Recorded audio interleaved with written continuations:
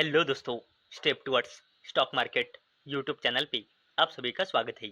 तो दोस्तों, आज के इस वीडियो में हम मल्टीपल शेयर की लेटेस्ट अपडेट और लेटेस्ट न्यूज़ के बारे में बात करने वाले हैं। तो चलो वीडियो स्टार्ट करते हैं। तो सबसे पहले बात करेंगे एनएलसी इंडिया लिमिटेड और इंडियन ऑयल कॉरपोरेशन लिमिटेड के बारे में। तो दोस्तों, एनएलसी इंडिया लिमिटेड और इंडियन ऑयल कॉरपोरेशन लिमिटेड ने MOU यानी कि मेमोरेंडम ऑफ अंडरस्टैंडिंग यानी कि एक तरह का एग्रीमेंट साइन किया है तमिलनाडु में रिन्यूएबल एनर्जी प्रोजेक्ट्स डेवलप करने के चलते। और इसी ज़बरदस्त अपडेट के चलते एनएलसी इंडिया लिमिटेड और इंडियन ऑयल कॉरपोरेशन लिमिटेड ये दोनों ही शानदार कंपनियां फोकस में आ चुकी है। अब बात करते हैं बिरला ग्रुप के दिग्गज कंपनी ग्रासिम इंडस्ट्रीज लिमिटेड के बारे में। तो दोस्तों, ग्रासिम इंडस्ट्रीज लिमिटेड ने आदित्य बिरला कैपिटल में 2,880 करोड़ रुपए का बड़ा फंड इन्वेस्ट करके हिस्सेदारी बढ़ाई है 52.27% से 52.30%। और इसी शानदार अपडेट के चलते बिरला ग्रुप की ज़बरदस्त कंपनी ग्रासिम इंडस्ट्रीज लिमिटेड ये शानदार कंपनी फोकस में आ चुकी है।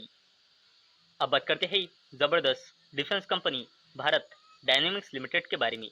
तो दोस्तों, भारत डायनेमिक्स लिमिटेड को एक और सरकारी डिफेंस कंपनी HAL यानी कि हिंदुस्तान एरोनॉटिक्स लिमिटेड की ओर से 1348 करोड़ रुपए का डिफेंस ऑर्डर मिला है हेलिना लॉन्चर्स और डिफेंस इक्विपमेंट के चलती। और इसी ज़बरदस्त अपडेट के चलती सरकारी कंपनी भारत डायनेमिक्स लिमिटेड ये शानदार कंपनी फोकस में आ चुकी है। और दोस्तों, ये जो आपको कंपनी दिख रही है HAL जिसकी ओर से ऑर्डर मिला है, ये भी शेयर मार्केट में लिस्ट है और एक सरकारी डिफेंस कंपनी है जिसका लॉन्ग फॉर्म है हिंदुस्तान एरोनॉटिक्स लिमिटेड।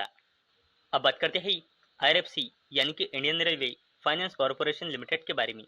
तो दोस्तों, गवर्नमेंट ऑफ इंडिया IRFC में यानी कि Indian railway finance corporation limited की 2% हिस्सेदारी बेचकर लगभग 2,300 करोड़ रुपए का बड़ा फंड रेस करने वाली है।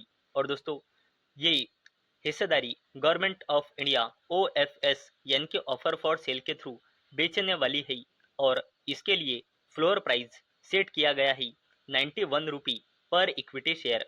और दोस्तों, ये जो OFS है ये आज ओपन था नॉन रिटेल इन्वेस्टर्स के लिए और कल ओपन रहेगा रिटेल इन्वेस्टर के लिए। और दोस्तों, इसी शानदार अपडेट के चलते सरकारी कंपनी IRFC यानी कि Indian railway finance corporation limited ये शानदार कंपनी फोकस में आ चुकी है।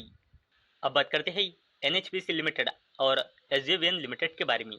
तो दोस्तों, हिमाचल प्रदेश गवर्नमेंट ने 19 हाइड्रो पावर प्रोजेक्ट्स साइन किए हैं जिसकी टोटल वैल्यू है यानी कि इन्वेस्टमेंट वैल्यू लगभग 3,336 करोड़ रुपए।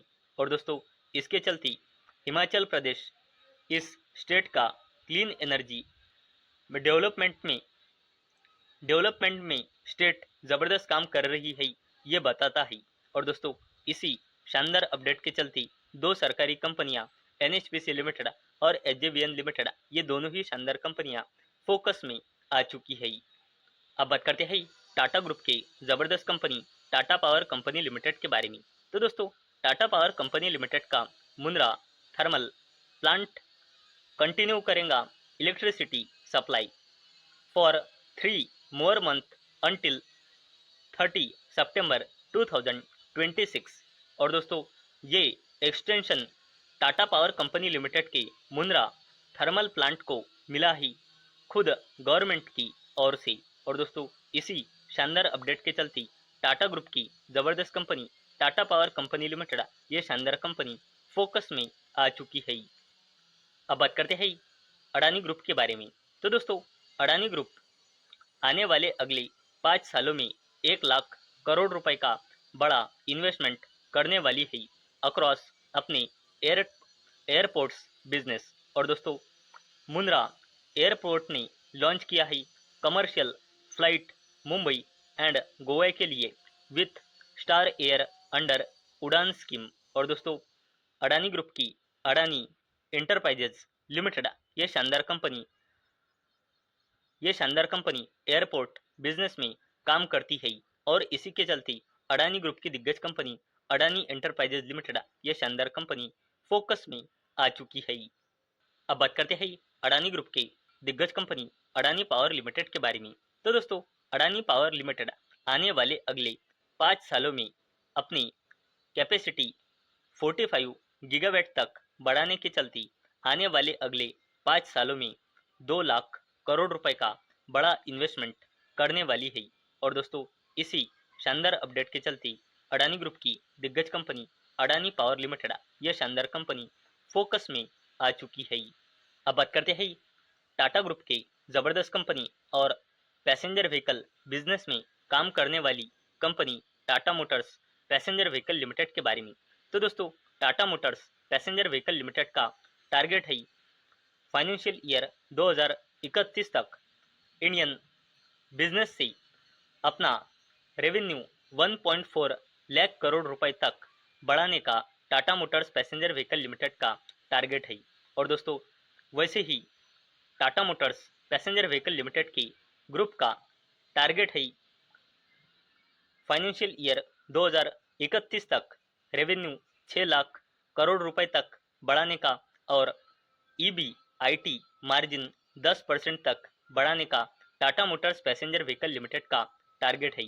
और दोस्तों, इसी ज़बरदस्त अपडेट के चलते Tata Motors passenger vehicle limited ये शानदार कंपनी फोकस में आ चुकी है।